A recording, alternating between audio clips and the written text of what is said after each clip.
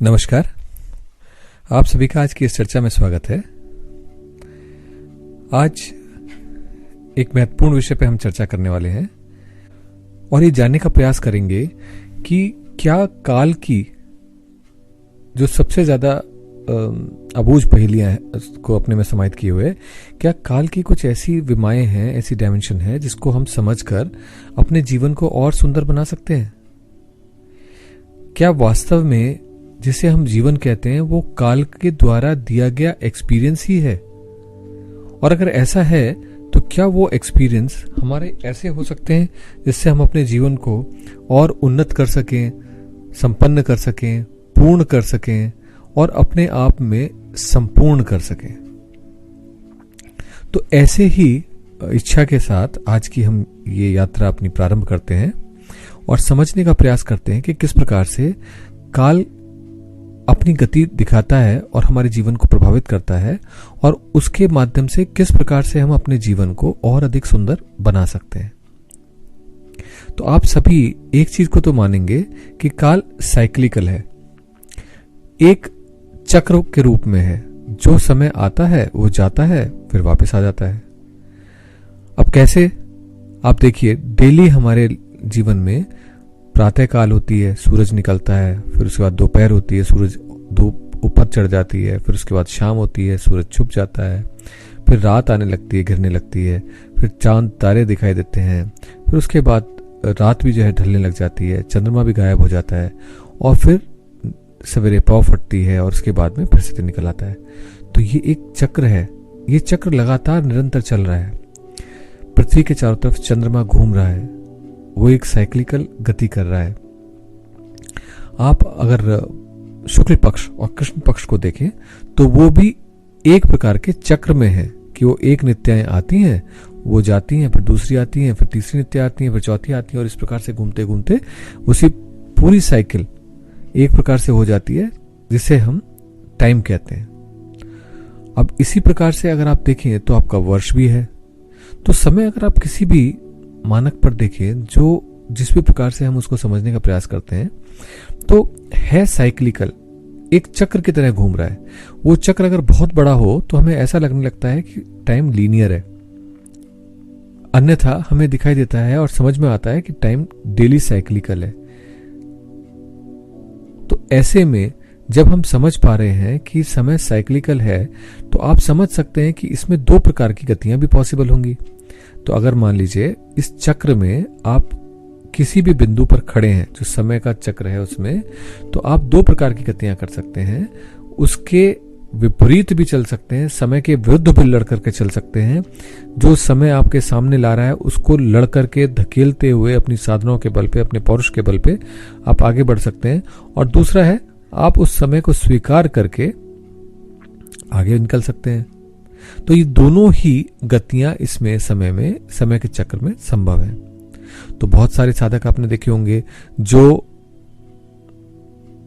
Push करते हैं, जो अपनी साधनाओं के बल पे, ऊर्जा के बल पर धक्का देते हैं और उन परिस्थितियों को लाने का प्रयास करते हैं जो उनकी इच्छित हैं। और बहुत सारे साधक ऐसे होते हैं जो समय को स्वीकार कर लेते हैं और उसके बाद जो भी वो करना चाह रहे थे उसके लिए प्रयासरत रहते हैं। तो ये दो बार मैंने इसको इसलिए रिपीट किया कि आपको स्पष्ट हो सके कि ये दो प्रकार की गतियां हमें अपने जीवन में चहुं ओर दिखाई देती हैं कि लोग अपनी पर्सनैलिटी के आधार पर, अपने व्यक्तित्व के आधार पर चुन लेते हैं कि वो काल के विपरीत चलेंगे, उसको पुश करने का प्रयास करेंगे। हालांकि वो भी काल में आगे गति कर रहे हैं, लेकिन वो जो चाहते हैं अगर वो नहीं हो रहा है तो उसको भी लाने का प्रयास करेंगे, या फिर जो काल आपके सामने ला रहा है उसको स्वीकार करके आप अपने प्रयासों को कंटिन्यू रखेंगे। अब ऐसे में इसको सरल रूप में अगर समझने का प्रयास किया जाए तो ऐसा समझिए कि जैसे एक नदी बह रही है और उस नदी के बहने में, गंगा नदी के बहने में दो प्रकार की संभावनाएं हमारे सामने स्पष्ट होती हैं। ये बिल्कुल काल की तरह से गंगा बह रही है, ऐसा समझिए। उसमें दो संभावनाएं क्या बनती हैं? एक तो ये कि हम गंगा नदी में जो बहाव है उसके विपरीत चलना प्रारंभ कर दें, और दूसरा गंगा जहां बह रही है हम उसके साथ बहते रहें और अपने आनंद लेते रहें।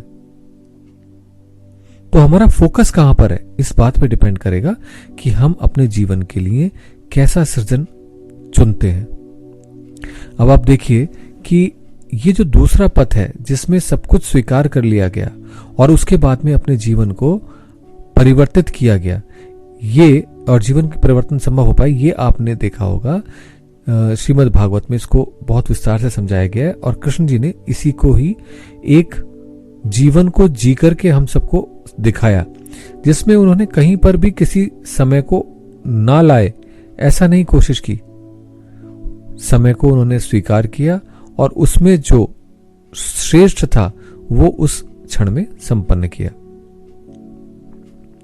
तो ऐसे में जब हम गंगा की धारा के साथ बहना प्रारंभ करते हैं, यानी काल के साथ बहना प्रारंभ करते हैं, तो ये जीवन एफर्टलेस हो जाता है। हम आराम से अपने सारी क्रियाकलापों को कर सकते हैं और हमारा फोकस, क्योंकि अब हम रिलैक्स्ड हैं, जीवन तो चल ही रहा है अपने आप।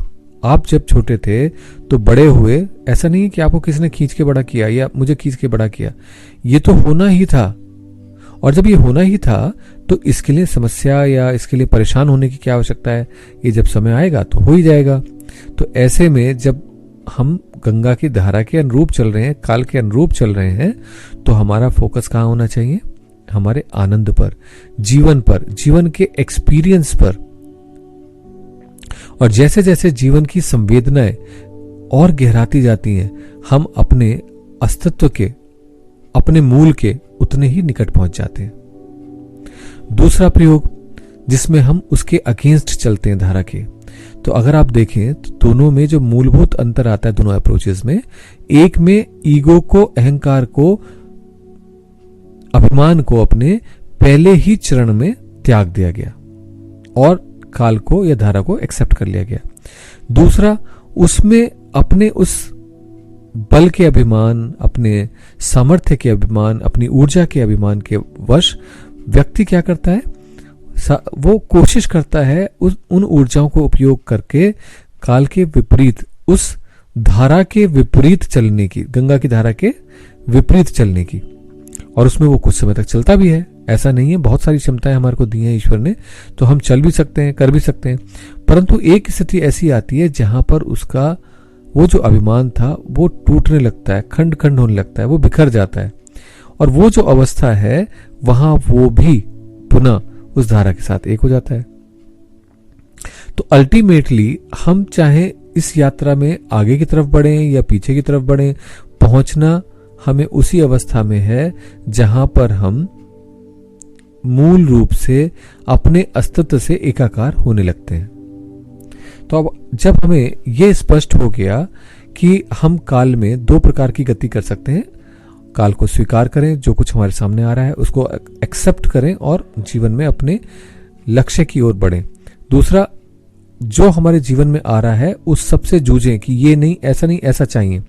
अब आप कह सकते हैं कि इसका कोई एग्जाम्पल, तो सिंपल सा एग्जाम्पल लीजिए। आप गाड़ी ड्राइव कर रहे हैं, आप जब गाड़ी चला रहे होते हैं, सामने कोई गाड़ी आ जाती है, वो थोड़ा स्लो चल रहा है, आप कहते हैं नहीं मुझे तेज चलाना है, ये मेरी स्पीड इसने तोड़ दी।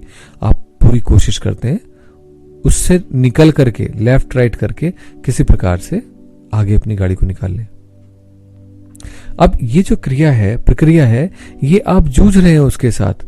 तो अगर आपका इस जूझने पे ध्यान रहेगा तो आपका ध्यान आनंद से हट जाएगा, अपने जीवन के एक्सपीरियंस से हट जाएगा। आप अपनी छोटी छोटी जो चेतनाएं, आपके अंदर जो चेतना जागृत हुई है, उस चेतना से आप हटने लग जाएंगे। और ऐसे में जो सबसे बड़ी समस्या है वो ये है कि आप अपने उस मूल चॉइस से जो आपने की थी उसे दिग्भ्रमित होने लगते हैं। तो इसलिए साधक को अपनी साधना आपके अनुरूप ही काल में जो गति है उसको स्वीकार करना चाहिए और उसके अनुरूप चलना चाहिए, तभी वो अपने अभीष्ट लक्ष्य को प्राप्त कर सकता है। हालांकि अगर मेरे से पूछा जाए तो मैं तो यही कहूंगा कि जो धारा है उसमें बहें, उसको स्वीकार करें और उसके साथ अपने जीवन को उन उत्कर्षों तक, उन श्रेष्ठ अवस्थाओं तक लेकर जाएं जहां पर आप कुछ भी अपने जीवन में संपन्न कर सकते हैं। आप अपने जीवन में उस आनंद को घटित होते हुए देख सकते हैं। आप अपने जीवन की उस पूर्णता को अनुभव कर सकते हैं। तो आप के लिए अब इसमें करने के लिए क्या है? करने के लिए ये है कि अपने अंदर से रिलैक्स हों, शांत हों, एक्सेप्ट करें जो कुछ भी हो रहा है, अपनी साधना में भी और साधना के अतिरिक्त जीवन में भी। प्रारंभ करें अपनी साधना से और उसे एक्सेप्ट करें, और उसके बाद में जैसे जैसे आपके अंदर रिलैक्सेशन आएगा, आप साधना करते जाएंगे तो आपकी संवेदना, चेतना बढ़ने लग जाएगी। आपका होश अधिक से अधिक सधेगा और उस होश के अंदर आपके अंदर एक आनंद का अनुभव बढ़ता चला जाएगा। तो इसे साधना से प्रारंभ करें और साधना के बाद इसे सारे जीवन में, अपने हर क्रियाकलाप में इसको फैला दें। पूरा जीवन ही एक आनंद की यात्रा बन जाए। और अगर ऐसा हो सके तो अपने आप को कृतकृत्य अनुभव कीजिए, क्योंकि यही है जिसको मूल रूप से सभी प्राप्त करने की इच्छा रखते हैं, कि एक ऐसा जीवन जिसमें सुख दुख तो आएंगे जाएंगे, लेकिन आप सदैव अपने आप में एक आनंदमय स्थिति में बने रहें। आज के लिए इतना ही। अगली बार काल के और गहरे आयाम के विषय में हम चर्चा करेंगे कि किस प्रकार से मूलाधार चक्र में जो 1 डायमेंशनल टाइम था वो आज्ञा चक्र तक पहुंचते पहुंचते 3 डायमेंशनल टाइम बन जाता है, और किस प्रकार से इसके माध्यम से हम अपने जीवन को और अधिक उन्नत बना सकते हैं। तो आज के लिए इतना ही। नमस्कार।